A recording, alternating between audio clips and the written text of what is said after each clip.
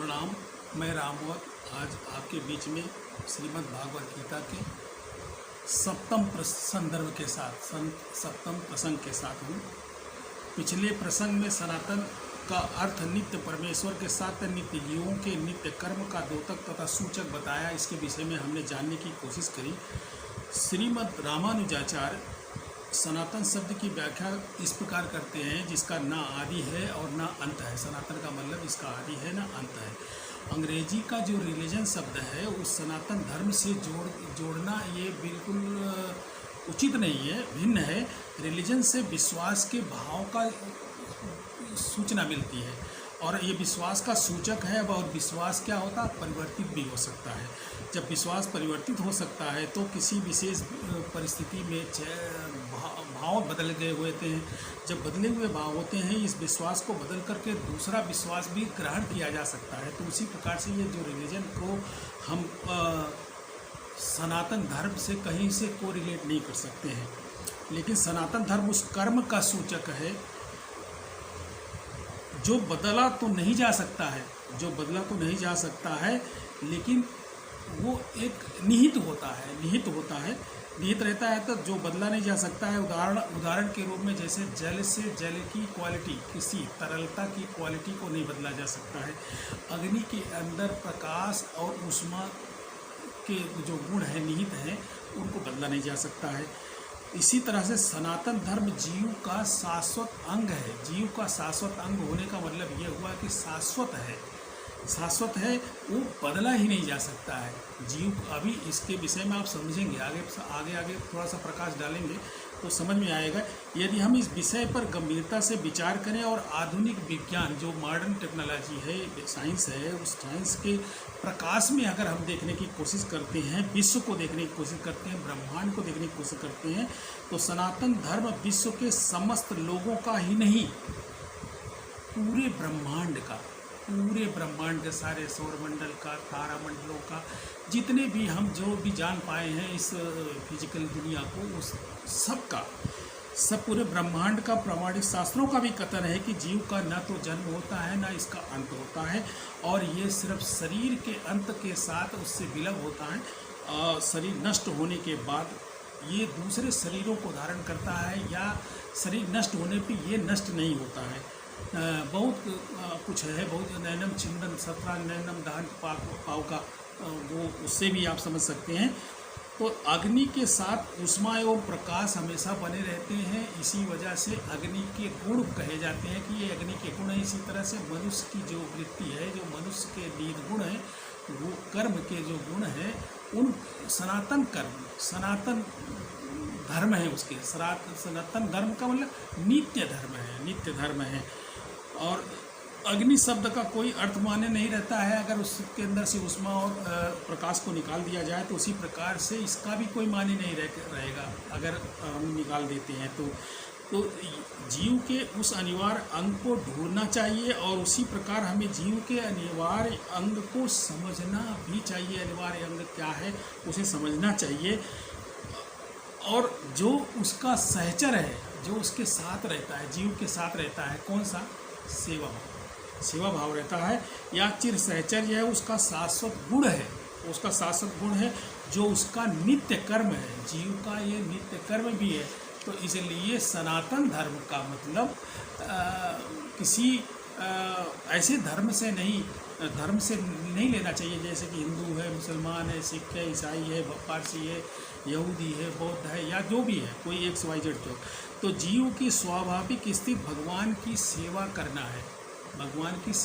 है, जो जिससे प्रोड्यूस होता है वो उसी पे इंक्लाइंड होता है और उसी में रहता है। लेकिन ये तो हमारा इंक्लिनेशन इस संसारिक वर्ल्ड की वजह से जो है ना, हम थोड़े दूसरे में डूब जाते हैं। एक जीव दूसरे जीव की सेवा में निरंतर लगा हुआ है। ये कोई नहीं कह सकता कि मैं सेवा नहीं करता, क्योंकि अगर जैसे निम्न पशुओं को निम्न श्रेणी में माना गया है, थोड़ा मनुष्य से निम्न श्रेणी में है, क्योंकि उन पे इंटेलेक्ट एक्स्ट्रा नहीं है, हमारे पे इंटेलेक्ट एक्स्ट्रा है। तो निम्न पशु मनुष्य की सेवा करते हैं, सेवक स्वामी की सेवा करता है, पत्नी पति की सेवा करती है, पति पत्नी की सेवा करता है, माता पिता की सेवा करते हैं, माता पिता की बच्चे सेवा करते हैं, बच्चों की सेवा माता पिता करते हैं। उसी तरह से आ बा की करता है, बा सा की करता है, सा दा की करता है, दा किसी अन्य की करता है। इस तरह से सभी लोग सेवा भाव में जुड़े रहते हैं। और इसको एक तरह से और भी समझिए कि सबसे बड़ी चीज़ है जो ये पॉलिटिकल पार्टीज है या लोग नेता लोग हैं, नेता लोग अपना एक घोषणा पत्र जारी करते हैं कि हम आपकी ऐसे ऐसे मद में सेवा करेंगे, ऐसे ऐसे मद में सेवा करेंगे। इसका मतलब सेवा के लिए सत्ता भी है, सेवा के लिए भी सत्ता है, और सभी कोई भी इस सेवा से बचा ही नहीं है, ऊपर से नीचे तक कोई सेवा से बचा नहीं है। तो ये प्रमाण के रूप में मनुष्य समझने की कोशिश करता है। जो नागरिक है, जो वोटर है, उसको वोट तभी देता है जब उसे समझ लेता है कि ये फला आदमी बड़ा सही है, अच्छी घोषणा किया हुआ है, ये हो सकता है इसको पूरा करे, इसको वोट दिया जाए, ये जीतेगा तो ये सेवा करेगा। तो मतलब क्या, सेवक सभी हैं, सेवादार सभी हैं, एक दूसरे पे सभी जो है ना, एक दूसरे पे हम डिपेंडेंट हैं, मतलब हम आधार रखते हैं, डिपेंडेंट है। तो इस डिपेंडेंसी की वजह से ये जीव का जो कर्म है सेवा का ही कर्म है, सेवा भाव का कर्म है। और सेवा भाव का और अर्थों में देखा जाए तो भगवान जीव परमेश्वर की सेवा करता है, तो परमेश्वर का अंश होने के नाते मनुष्यों की सेवा करना भी उस परमेश्वर की सेवा करने के बराबर है। इस प्रकार हम देखते हैं कि कोई भी जीव सेवा से मुक्त नहीं है। इस प्रकार हम परिणाम निकाल सकते हैं कि सेवा जीव की सहचरी है। सेवा क्या है? जीव की सहचरी है। अतएव सेवा करना जीव का शाश्वत क्या है? धर्म है, शाश्वत धर्म है, ना आदि है, ना अंत है, सहचरी है और नित्य है, उसी के साथ लगा रहता है। मनुष्य काल तथा परिस्थिति विशेष के प्रसंग में विशेष प्रकार की श्रद्धा होती है, मतलब श्रद्धा रखते हैं और श्रद्धा को अंगीकार करता है। किसमें जैसे कोई धर्म लेता है तो उसमें श्रद्धा अंगीकार कर लेता है, मैं फलाने की पूजा करूँगा, मैं गौतम बुद्ध की पूजा करूँगा, मैं पैगम्बर मोहम्मद की पूजा करूँगा, मैं भगवान शंकर की पूजा करूँगा, मैं गुरु नानक जी देव पर जो पूजा करूँगा, मैं रब की पूजा करूँगा, मैं अल्लाह की पूजा करूँगा, मैं और किसी की पूजा करूँगा, ईसा मसीह को मानूंगा। ये श्रद्धा का विषय है। ये सभी उपाधियां सनातन धर्म नहीं है। या अगर कोई ये कह दे हिंदू की सनातन धर्म है तो वो बेकार की बातें हैं, वो सनातन धर्म नहीं है। सनातन धर्म तो सबका धर्म है, मनुष्य का, जीव का, संसार में जितने भी प्राणी हैं सबका है, सबका है।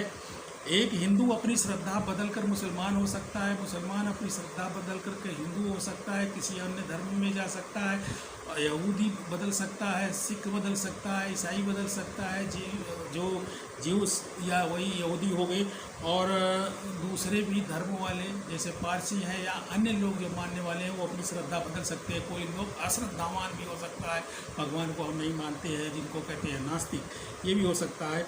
लेकिन धार्मिक श्रद्धा में परिवर्तन होने से अन्यों की सेवा करने का कोई परिवर्तन नहीं आता है।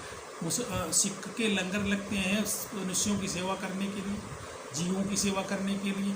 मुसलमानों के भी ऐसे ही धार्मिक प्रयोजन होते हैं जो अन्य लोगों की सेवा के लिए होते हैं, सेवा करते हैं, वो भी बचे नहीं हुए हैं। वो ऐसा नहीं है हिंदू मुसलमान की सेवा करता, मुसलमान हिंदू की सेवा करता, यहूदी की सेवा करता, सभी जीव हैं, इसलिए सब एक दूसरे को भी सेवा करते हैं। ये सेवा से कोई वंचित नहीं है, और सब अपने अपने धर्म में रहते हुए अपनी अपनी श्रद्धा को मानते हुए भी सेवा ही करते हैं, मनुष्य की ही सेवा करते हैं, जीव की ही सेवा करते हैं। तो इस तरह हिंदू, मुसलमान, सिख, ईसाई, यहूदी बहुत समस्त परिस्थितियों में किसी न किसी के सेवक हैं।